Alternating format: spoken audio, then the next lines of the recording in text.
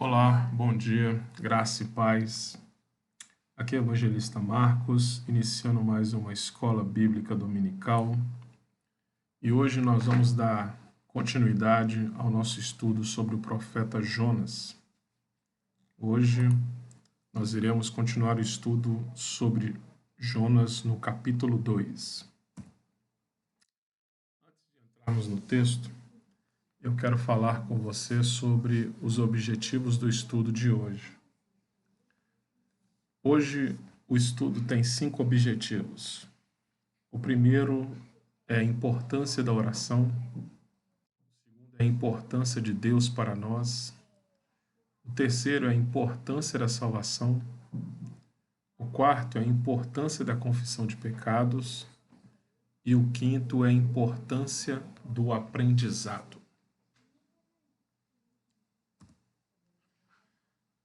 Partindo para o texto, nós iremos ler o capítulo 2 inteiro, e o capítulo 2 ele só tem 10 versículos, que é todo esse texto que está aí na tela. E eu gostaria de convidar você a ler nesse momento o capítulo 2 de Jonas comigo. Ali, de dentro do peixe, Jonas orou ao Senhor, seu Deus, dizendo: Ó Senhor Deus da minha aflição, clamei por socorro e tu me respondeste. Do fundo do mundo dos mortos, gritei pedindo socorro e tu ouviste a minha voz. Tu me atiraste no abismo, bem no fundo do mar. Ali as águas me cercavam por todos os lados, e todas as tuas poderosas ondas rolavam sobre mim. Pensei que havia sido jogado fora da tua presença e que não tornaria a ver o teu santo templo. As águas vieram sobre mim e me sufocaram. O mar me cobriu completamente, e as plantas marinhas se enrolaram na minha cabeça. Desci até a raiz das montanhas. Desci a terra que tem o portão trancado para sempre. Tu, porém, me salvaste da morte, ó Senhor meu Deus. Quando senti que estava morrendo, eu lembrei de ti, ó Senhor, e a minha oração chegou a ti, no teu santo templo. Aqueles que adoram ídolos, que são coisas sem valor, deixaram de ser fiéis a ti. Mas eu cantarei louvores e te oferecerei sacrifícios e cumprirei o que prometi. A salvação vem de Deus, o Senhor. Então o Senhor deu ordem ao peixe e ele vomitou Jonas na praia.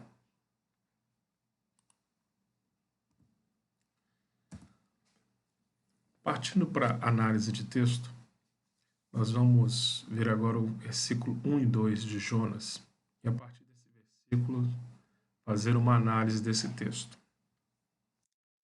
Jonas 1 e 2 fala sobre a questão de Jonas dentro do peixe. Uma coisa que eu quero frisar sobre esses dois versículos, o primeiro ponto que eu queria chamar a atenção é a oração de Jonas. Jonas estava vivendo uma experiência única na vida. Jonas saiu com uma missão de Deus, partiu na direção contrária e seguiu para o porto de Jope, para dentro do barco, jogando no mar em meio à tempestade, engolido por um grande peixe. Agora ele está dentro do peixe, com medo, com receio, e não sabe o que fazer.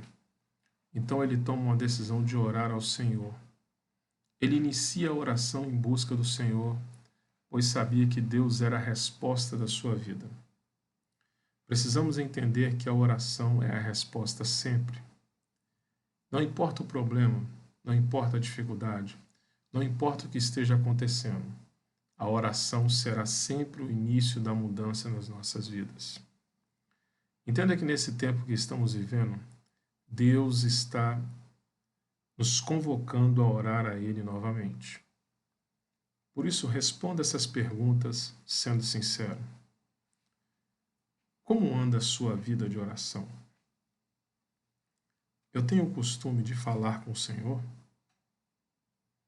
A oração é um hábito na minha vida ou somente a uso como um extintor de incêndio, que só é usado para apagar fogo.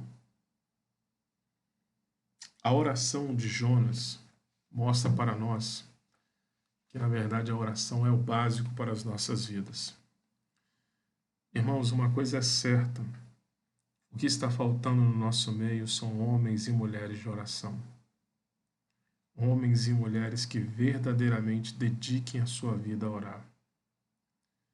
As pessoas hoje em dia não gostam de orar e tampouco buscam a Deus em oração.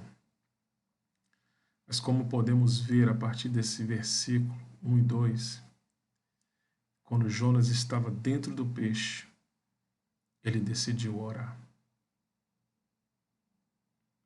E a situação que nós estamos vivendo hoje no mundo, no nosso país, ela também está nos impulsionando a orar ao nosso Deus. Continuando a análise desse mesmo versículo, a segunda coisa que chama a atenção é o lugar da oração. Jonas estava dentro do peixe, local impróprio para a permanência humana, lugar sem conforto, apertado, cheio daquilo que não era agradável e tão pouco hospitaleiro. O ser humano é influenciado pelo ambiente e também influencia o ambiente. Se entendermos isso, entenderemos algumas coisas em nossas vidas e o que temos passado e como temos influenciado o ambiente à nossa volta. Entenda que o local onde Jonas estava não era próprio para ele, mas mesmo estando nesse lugar impróprio, ele decidiu orar ao Senhor. O que eu quero chamar a atenção para você nesse momento é que não existe lugar errado para orar. O errado é não orar. Coloquei alguns exemplos aqui para você entender isso. E caso você queira se aprofundar mais sobre cada uma dessas passagens, fique à vontade. Mas Jonas orou dentro do peixe. Está lá em Jonas, capítulo 2, versículo 1 e 2. Paulo orou na prisão. Está lá em Atos 16, 25. Elias orou no deserto. 1 Reis 19, 4. Jesus também orou no deserto. Mateus 4, 1 e 2. Jesus orou no monte. Lucas 9, 28. Jesus orou no vale, que é o vale do Getsêmani. Está lá em Mateus 26, 36. Consegue entender que qualquer lugar serve para orar? A única coisa que Deus quer de nós é uma vida de oração ao Senhor. Não importa se é no banheiro, na cozinha, no quarto, na sala, no ônibus, no trabalho, na rua, no vale, no deserto, no monte. Não importa o lugar, e sim o que fazemos nesse lugar. Você acredita que o ventre de um peixe é um lugar bom para se orar? Não é, mas se tornou o santuário de oração de Jonas naquele momento. Entenda que não importa o lugar, o importante é o que você faz nele. E hoje o Senhor está dizendo: transforme os locais onde você vive e habita como locais de oração. Entenda, o ambiente influencia a sua vida e você influencia o ambiente. Se todo lugar que você frequenta, se todo lugar onde você habita for o local onde você busca a Deus, o ambiente será transformado. Entenda isso. Não existe lugar errado para orar. Nós precisamos entender que o errado nas nossas vidas é não orar. E nós precisamos buscar o Senhor em oração.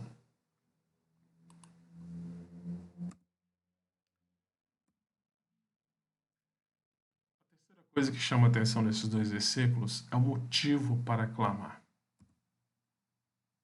Preste atenção nesses versículos. Ele faz a oração a Deus por socorro pela sua vida.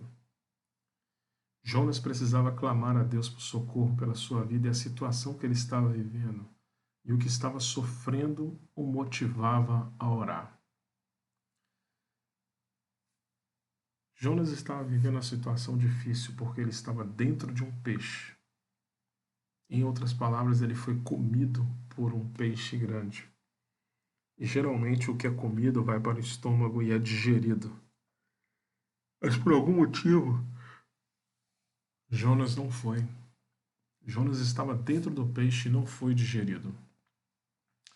Mas quando ele percebeu que ele estava vivo dentro do peixe, ele decidiu buscar o Senhor. Ele decidiu clamar ao Senhor. E a situação que ele estava vivendo naquele momento se tornou um motivador para que ele pudesse orar.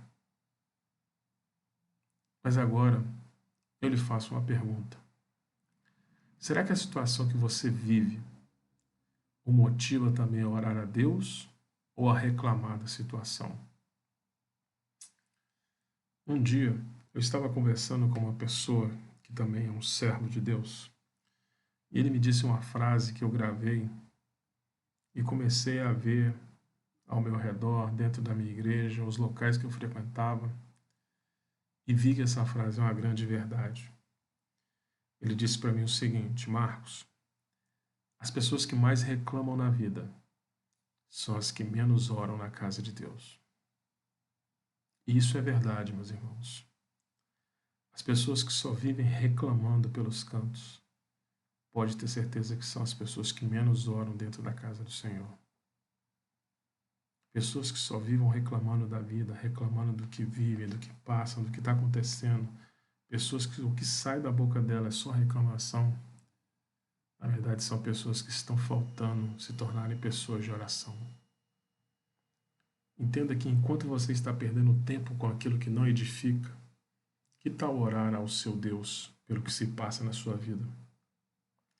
Aquilo que você vive, aquilo que você sofre, aquilo que está acontecendo na sua vida deve ser visto como motivador para a sua oração. Jonas estava mal e clamou por socorro, pois acreditava que iria morrer e somente Deus poderia o livrar da morte. Antes de qualquer pessoa fazer algo por você, saiba que Deus pode fazer tudo por você. Clame a Ele por socorro. Clame a Ele por ajuda. Clame a Ele na sua vida. Eu também trouxe alguns exemplos para você, para que você pudesse entender e compreender com relação a que é um motivador. Entenda, o primeiro exemplo que eu quero falar para você é sobre Ana, a mãe de Samuel. Ela era estéril, tinha grande vontade de ter filho, mas por ser estéril não conseguia engravidar. Agora olhe que interessante. Em vez de Ana ficar reclamando pelos cantos, Ana pegou o problema que tinha e usou isso como motivação para clamar a Deus por um filho.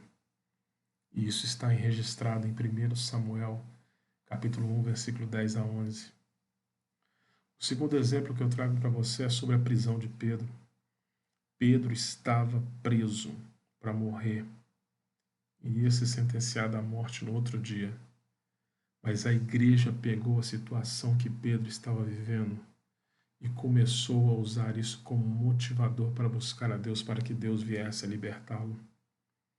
E a igreja se reuniu e começou a orar, a clamar a Deus para que Pedro fosse liberto. E Pedro foi liberto. E isso está registrado lá em Atos capítulo 12, versículo 12. O terceiro exemplo é o pedido de Neemias ao rei. Neemias ficou sabendo da situação como estava Jerusalém, os portões caídos, os muros caídos, a situação que estava a cidade. E aquilo angustiou o coração dele, ele queria pedir ao rei para que pudesse voltar para a cidade para reconstruí-la. Neemias, em meio à situação de que ele estava vivendo e o que ele queria fazer, ele usou isso como motivador para pedir a Deus, para que Deus pudesse intervir na situação. E ele orou antes de pedir isso ao rei dele. E Deus agiu a favor dele. Está registrado lá em Neemias, capítulo 2, 4 e 5. E o quarto exemplo que eu quero falar com vocês é a igreja aguardando a descida do Espírito Santo. Está lá em Atos dos Apóstolos, capítulo 2, versículo 1 e 2. A igreja ficou aguardando a descida do Espírito Santo e obedecendo a ordem do Senhor Jesus, que mandou eles aguardarem em Jerusalém até que do alto fossem revestidos. Eles usaram isso como motivador e ficaram orando e buscando ao Senhor até que a resposta viesse. Sabe o que eu aprendo aqui, meu irmão? Com certeza existem motivadores na sua vida para lhe induzirem a orar, a clamar, a buscar a Deus. Com certeza você está vivendo alguma coisa na sua vida que por algum motivo você tem enfrentado, passado ou vivido. E em vez de você ficar reclamando, por que você não usa isso como uma motivação para orar? Você tem que orar a Deus até essa situação se resolver. Você tem que clamar a Deus até que essa situação acabe. Você tem que buscar o Senhor até que esse problema se resolva, meu irmão. Reclamar não vai resolver nada na sua vida, mas orar vai. E a oração precisa ser a resposta para tudo isso que você está vivendo. Entenda que Deus está dizendo para você hoje que você tem motivos para orar e clamar a Ele. Deus está te motivando a orar. Por isso, busque Ele em oração. Partindo então para o versículo 3 e 4, nós iremos observar uma coisa interessante nesses dois versículos. E a primeira coisa que observamos é o afastamento de Deus. Jonas, quando fugiu de Deus, trouxe problemas para a sua vida. Nunca se viu um homem assim que, por fugir da vontade de Deus, trouxesse problema para si e para os outros. Jonas é um exemplo para nós nesse sentido, pois a desobediência à vontade de Deus fez com que esse homem se afastasse de Deus. Entenda que quem foge da vontade, foge também do dono da vontade. Não tem como dizer estar próximo de Deus se a vontade dele para a sua vida você não cumpre e a abandona. O início do afastamento não é por não ouvir Deus, mas começa quando deixamos de viver para Deus e pela sua vontade nas nossas vidas. Jonas, ele ouviu Deus, mas não obedeceu. E a prova que podemos dar a Deus que o amamos é quando lhe obedecemos. Lembre-se disso. Obedecer é prova de amor. 2 versículos para você lembrar disso e guardar na sua mente. João 14, 21 e 14, 24. Olha o que está escrito, meus irmãos. Aquele que tem os meus mandamentos e os guarda, esse é o que me ama. E aquele que me ama será amado por meu Pai. E eu também o amarei e me manifestarei a ele. João 14, 24 diz: Quem não me ama, não guarda as minhas palavras. E a palavra que estáis ouvindo não é minha, mas do Pai que me enviou. Resumindo, Jesus está dizendo: quem ouve o que eu estou falando e obedece, realmente me ama. Quem ouve e desobedece, na verdade, nunca me amou. Esta é a verdade. Nós precisamos entender que a obediência é sinônimo de amor. A obediência é sinônimo de que realmente estamos próximos de Deus e querendo mais de Deus. Não tem como uma pessoa ouvir Deus e não viver a vontade dele.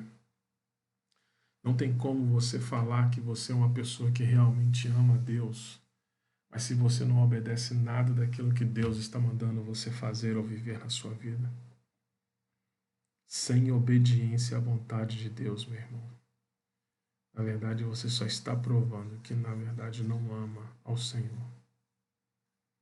E o primeiro grande mandamento é este: amarás o Senhor teu Deus de todo o teu coração, de toda a sua força, de todo o teu entendimento. quem realmente ama a Deus começa a querer praticar e viver a sua palavra diariamente. Sem obediência não há amor. Essa é a realidade. Continuando analisando o versículo 3 e 4, chegamos ao segundo ponto que fala a vontade de voltar para Deus. Jonas demonstra em sua oração a necessidade de voltar para o templo. E aqui precisamos entender o porquê disso.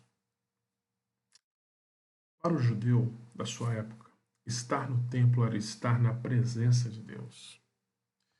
Ele estava pensando que Deus o havia jogado fora como um objeto em função do seu erro. E sabe o que acontece, meus irmãos? A mesma forma que Jonas pensava no passado. Tem muita gente que pensa nos dias de hoje. Muitos pensam da mesma forma. Pensam que por fazer algo certo, Deus vai manter eles na presença. Mas se eles cometerem algum erro, alguma falha, algum deslize, Deus vai pegar essa pessoa e jogar fora da tua presença. Entenda uma coisa, meu irmão. Deus não abandona os seus servos, mas os servos abandonam o seu Deus. Assim como Deus nunca abandona os teus servos, isso é uma verdade. Existem muitos servos que abandonam a Deus. E nós precisamos ficar atento a isso. Jonas pensou que Deus o havia lançado para dentro do peixe para o matar, para acabar com ele, e isso não era verdade. Muitas vezes, sem entendimento e discernimento do que está acontecendo conosco, chegamos a pensar ou mesmo a dizer: isso só está acontecendo porque falhei com Deus. E mal sabia ele que o grande peixe não era para acabar com ele, mas para dar mais uma chance a ele. O Deus que mandou a tempestade é o mesmo Deus que agora estava tratando da vida de Jonas, pois queria que ele voltasse para ele. Será que você consegue ver o amor de Deus pela vida de Jonas? Será que você consegue ver isso, meu irmão? Por mais que Jonas tenha errado, falhado, por mais que Jonas tenha fugido, Deus continuou amando ele. E Deus colocou, meu irmão, Jonas, dando ele uma segunda chance para voltar para a presença do Pai. Será que você também consegue ver o amor de Deus por você? Será que você consegue ver a quantidade de vezes que Deus te deu oportunidade para você retornar, para você voltar? Tem situações que aconteceram na sua vida e que você reclamou, murmurou, pensou que seria o fim, e na verdade você não entendeu até hoje que Deus só permitiu essa situação porque Ele queria tratar você para que você voltasse para Ele. Nós precisamos entender que Deus quer reunir e não afastar. Deus quer reunir na sua presença os teus servos, os teus filhos.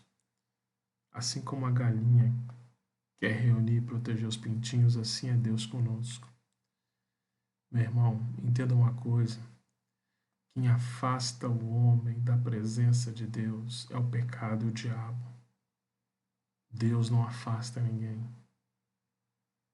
Pelo contrário, Deus traz para perto de si. E você precisa entender isso. Partindo para o versículos 5 e 6, nós continuamos na oração de Jonas. E ele fala algumas coisas interessantes às quais nós precisamos nos atentar. E a primeira coisa que chama a atenção nessa oração é o sufoco de Jonas. A queda ao mar levou Jonas a enfrentar uma luta pela sobrevivência. O mar estava furioso, ele não conseguia lutar contra as ondas e chegou um momento que ele começou a perder e isso trouxe sufocamento. Sabe o que é querer respirar e não conseguir? Sabe o que é lutar e não vencer? Jonas passou por isso. Mas a queda ao mar foi um direcionamento de Deus para a sua vida, pois não era para ele ir para a Espanha, não era para ele estar naquele barco e não era para ele estar no meio daqueles marinheiros. A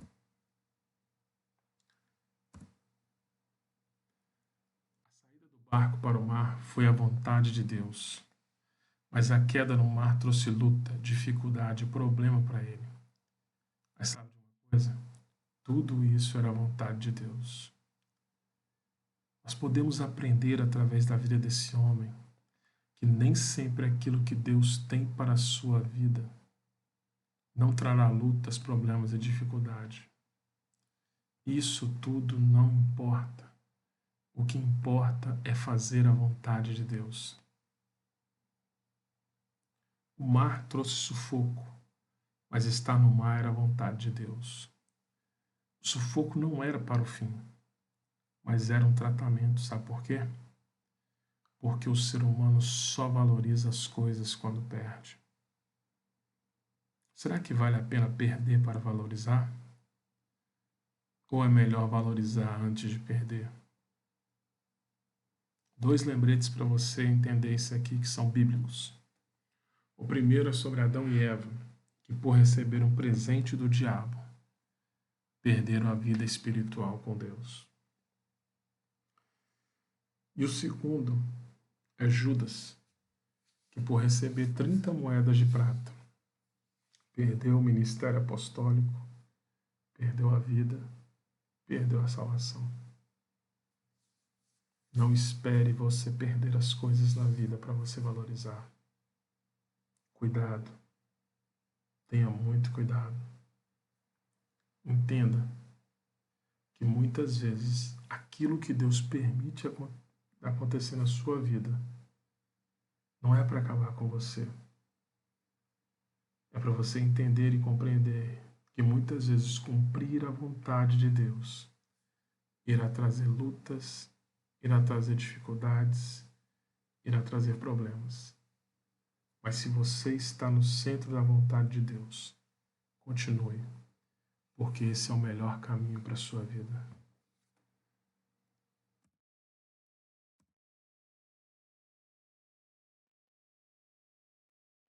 Então, para continuar a análise do versículo, nós temos a parte da morte. Lembra do Salmo 23, versículo 4? Olha o que diz esse salmo. Ainda que eu ande pelo vale da sombra da morte, não temerei mal nenhum, porque tu estás comigo. Jonas fala sobre quase morrer por andar em meio ao vale da morte nesse texto. Desci até a raiz das montanhas, desci a terra que tem o portão trancado para sempre. Tu, porém, me salvaste da morte, ó Senhor meu Deus. Jonas pensou que iria morrer, que tinha chegado seu fim. Mas não era assim. O servo pode andar pelo vale, mas não vai ficar no vale.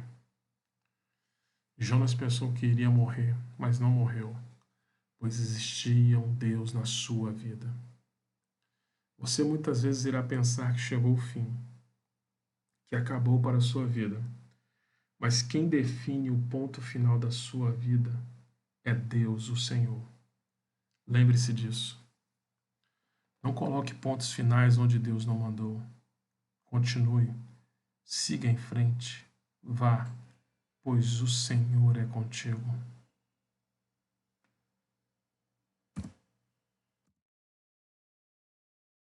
Partindo então para os versículos 7 e 8, nós iremos observar um fato interessante nesses 2 versículos. E o primeiro deles é: lembre-se de Deus. Quando o sentimento da morte chegou, Jonas se lembrou de Deus. Lembrou do Senhor no pior momento da sua vida. Lembrou de Deus estando dentro do peixe. Jonas lembrou porque conhecia e sabia quem era Deus. Lembre-se do Senhor a todo momento, a todo instante da sua vida. Lembre-se de Deus a cada momento, a cada instante, em tudo que você estiver fazendo e estiver passando. Lembre-se do Senhor a cada dia da sua vida, pois só lembramos aquilo que conhecemos ou que já experimentamos. Será que você se lembra de Deus diariamente na sua vida? Será que você só lembra quando está na pior? Será que lembra dele nas decisões que você toma ou naquilo que faz? Uma coisa eu tenho a dizer para você, meu irmão. Lembre-se dele sempre. Lembre-se de Deus sempre. Todos os dias, a todo momento, a cada instante.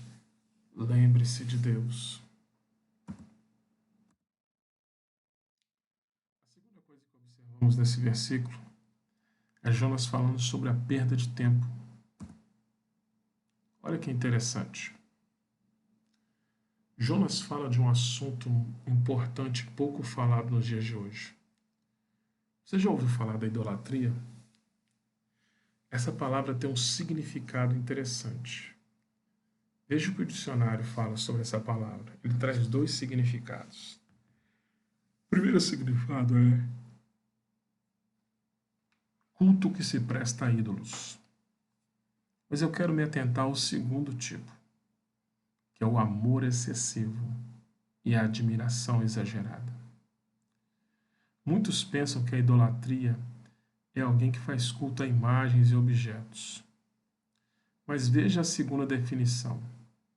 Tudo aquilo que despejamos, amor excessivo e admiração exagerada a alguém, é idolatria. Ele fala na sua oração que isso é perda de tempo.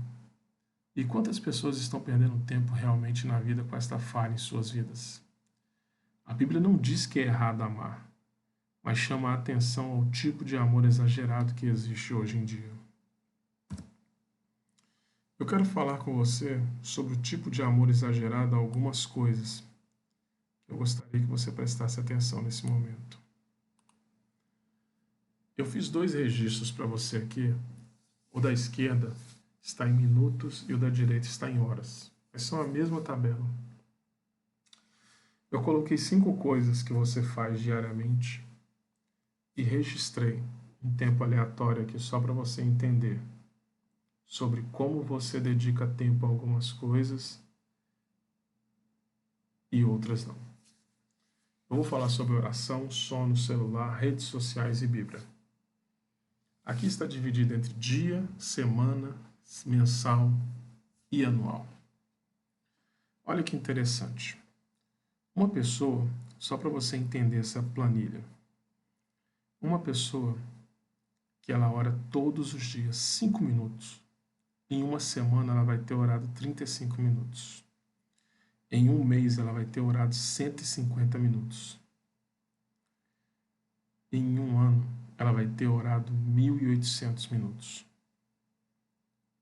E cada um desses aí você pode entender.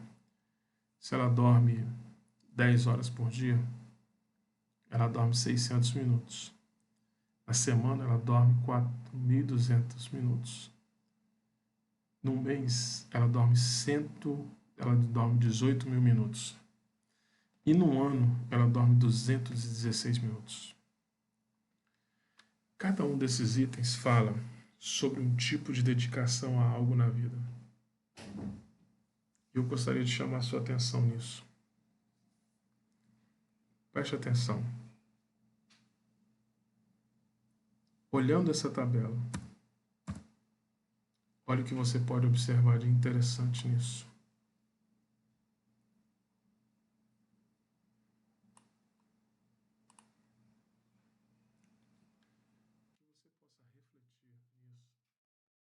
Rever na sua vida onde você tem investido tempo e onde tem perdido tempo.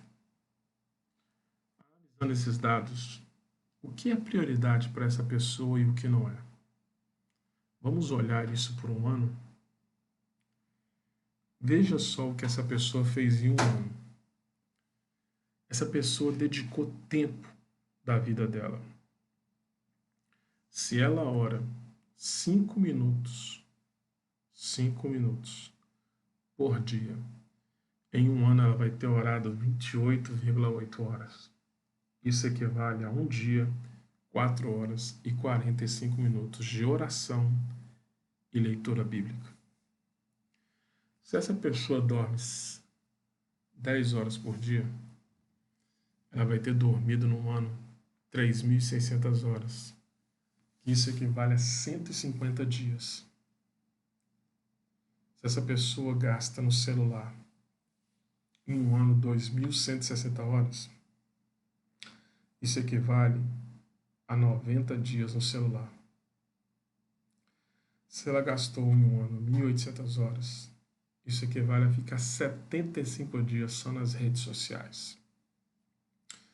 Olhando esses números, e eu quero voltar à planilha aqui para você só ter uma ideia do que eu estou dizendo, você poderia me dizer, olhando essa planilha, o que é prioridade para essa pessoa?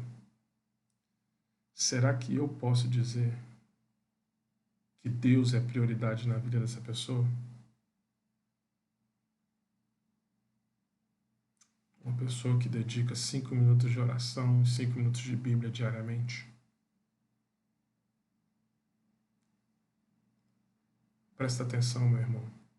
Jonas fala de uma coisa chamada perda de tempo. Ele fala que aqueles que usam demasiadamente ou excessivamente estão investindo tempo, vida, em coisas que na verdade não são importantes. Preste atenção. Eu estou falando de uma pessoa que ora 5 minutos por dia, meu irmão. Tem pessoas que passam por dia 6 horas no celular. Tem pessoas que passam 5 horas nas redes sociais. Olha os números ao final de um ano. Essa pessoa vai ter investido só por usar celular 6 horas diárias. Em um ano, 2.160 horas. E se ela fica nas redes sociais 5 horas por dia, ela vai ter investido 1.800 horas em um ano. Meu irmão, 1.800 horas equivale a 75 dias. 6 horas de celular por dia, e num ano equivale a 2.160, que é igual a 90 dias usando o celular. Eu não estou falando para você pensar, estou falando para você analisar os dados nesse momento. Olhando esses 4 itens aí, seja sincero. Você acha que uma pessoa dessa, Deus é prioridade na vida dela? Enquanto essa pessoa passou 75 dias nas redes sociais, ela passou um dia buscando a Deus. Estamos dedicando tempo a muitas coisas que não são tão importantes e deixando de lado outras coisas que são importantes. Jonas faz um alerta sobre a perda de tempo. E eu fiz essa planilha só para você entender como nós perdemos tempo em nossas vidas. Celular, rede social virou um objeto hoje de consumo que as pessoas dizem até não conseguir viver mais sem. Tem pessoas que não conseguem viver mais sem o WhatsApp. Mas eu estou falando para você, meu irmão, o tempo que você gasta e investe nisso. Eu fiz a análise de um ano para você entender quanto tempo você fica usando isso e quanto tempo você poderia investir isso para buscar Deus. Será que você pode dizer, sendo sincero, analisando a sua vida? Pega essa planilha que eu fiz aqui, anote ela, faça em casa. Será que você pode dizer que Deus é prioridade na sua vida? E eu coloquei, irmãos, uma pessoa que ora todos os dias 5 minutos. e uma pessoa que lê a Bíblia 5 minutos todo dia, que para muitos é muito tempo.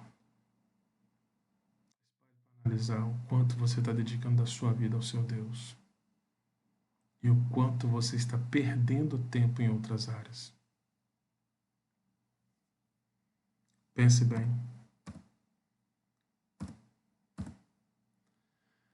Outra coisa que nós podemos observar nesse versículo é Jonas falando sobre a importância da fidelidade a Deus. Olha o que ele diz. Aqueles que adoram ídolos, que são coisas sem valor, deixaram de ser fiéis a ti. A fidelidade ao nosso Deus é grande. E Jonas reconhece isso na sua oração ao afirmar que aqueles que focam em coisas sem importância na vida deixam de ser fiéis ao Senhor. A falta de fidelidade é um problema hoje no mundo. As pessoas precisam voltar a entender o significado da palavra fidelidade e buscar viver e praticá-la nas suas vidas. Quando focamos em coisas sem importância, deixamos de lado aquilo que é, e isso inclui o nosso Deus. Veja o significado dessa palavra, o significado da palavra fidelidade. Característica do que é fiel, do que demonstra zelo, respeito por alguém ou algo, lealdade. Constância nos compromissos assumidos com outro. Consegue entender a importância de Deus ser fiel e você buscar ser fiel a Ele? Pessoas que firmam compromissos com Deus e não cumprem, pessoas que não têm respeito por Deus ou mesmo zelo por Ele, isso que muitas vezes está faltando em nossas vidas.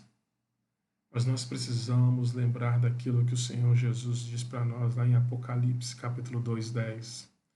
Ser fiel até a morte, e dar-te-ei a coroa da vida. Nós precisamos voltar a ser fiéis ao Senhor e compreender a importância disso, meu irmão.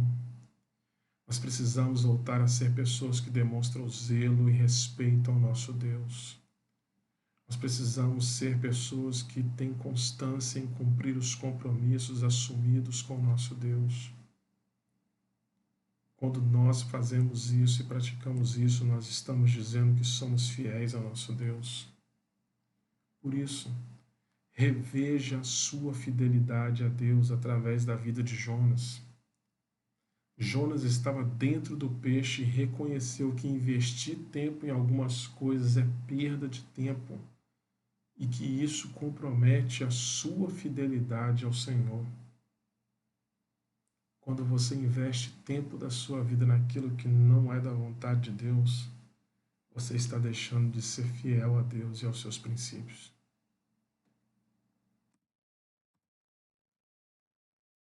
Partindo para os 2 últimos versículos, nós vamos falar sobre a verdadeira adoração, como você pode observar nesses 2 versículos, o 9 e 10. Jonas, ao final da sua oração, faz um pronunciamento que indica como seria a sua vida daqui para frente. Uma vida de adoração, uma vida de compromisso, uma vida de um verdadeiro adorador ao Senhor. Jonas vê e reconhece que assim deve ser a sua vida daqui para frente e vê o quanto isso é importante e que deve ser praticado. Adorador é alguém que vive para Deus e com seu viver diário exalta e engrandece ao Senhor. Adoração é um estilo de vida e não um momento no dia. Eu vou repetir. Adoração é um estilo de vida e não um momento no dia. Tem pessoas que pensam que a adoração é aquele momento onde você canta um louvor a Deus e não é. A adoração, ela é constante, ela é um viver diário. E Deus está em busca dos verdadeiros adoradores. A segunda coisa que observamos nesse versículo 9 e 10 é que a salvação vem do Senhor. De onde vem a salvação do homem?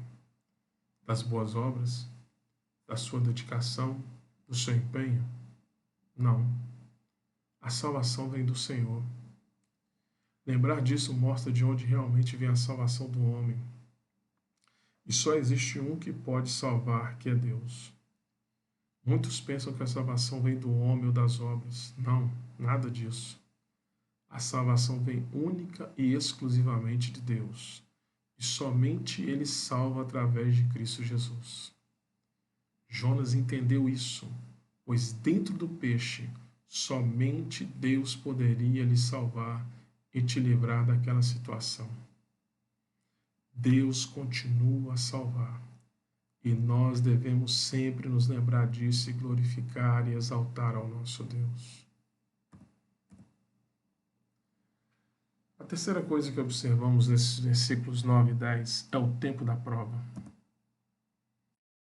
Jonas foi jogado na praia pelo peixe. Mas quanto tempo ele ficou dentro do peixe? Segundo o capítulo 1, foram 3 dias e 3 noites. Mas a oração escrita no capítulo 2 de Jonas não demoraria 2 minutos para ler, ou mesmo ser feita. Então por que esse tempo todo? Sabe por quê? Porque foram necessários 3 dias e 3 noites dentro de um peixe para Jonas tomar a decisão de se arrepender do que fez e buscar ao Senhor. Quando Jonas reconhece seu erro e sua falha e busca a Deus, o tempo de seu cativeiro acaba. Podemos aprender com Jonas que o tempo de cativeiro na vida de muitos está relacionado ao tempo para se arrepender e buscar ao Senhor.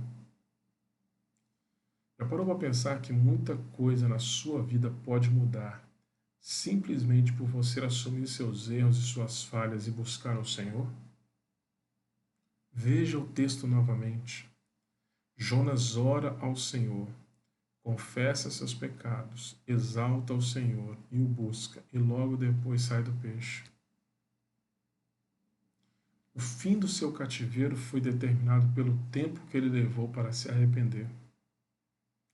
O tempo da mudança na sua vida também pode estar relacionado ao tempo que você leva para se arrepender, confessar seus pecados e buscar ao Senhor. Entenda que vidas mudam quando pessoas decidem mudar de vida buscando ao Senhor e confessando seus pecados. Há algum pecado na sua vida que precisa ser confessado? Há algo que você precisa se abrir com Deus sobre a sua vida? Existe algo a relatar sobre você que ainda não tenha falado a Deus? Então, que tal buscar Ele agora? E aqui terminamos a nossa escola bíblica dominical de hoje. Espero que essa EBD tenha lhe ensinado um pouco mais sobre a vida desse homem de Deus. Na próxima aula, vamos ver onde ele foi jogado pelo peixe e o que ele foi fazer. Vamos orar para encerrar essa escola dominical? Querido Deus, obrigado, Senhor, por mais uma escola bíblica dominical. Abençoe cada um, Deus, que acompanhou esse estudo, que aprendeu através do testemunho da vida de Jonas, esse profeta do Senhor, que nos erros e nos acertos da sua vida são ensinamentos para nós. Obrigado, Senhor, por essa oportunidade de estudarmos as Escrituras. Firma o conhecimento das nossas vidas e ajuda-nos a entender e compreender cada vez mais a Tua vontade. Oramos e agradecemos em nome de Jesus. Amém? Que Deus lhe abençoe, meu irmão. Até o próximo domingo. Fique na paz. Amém.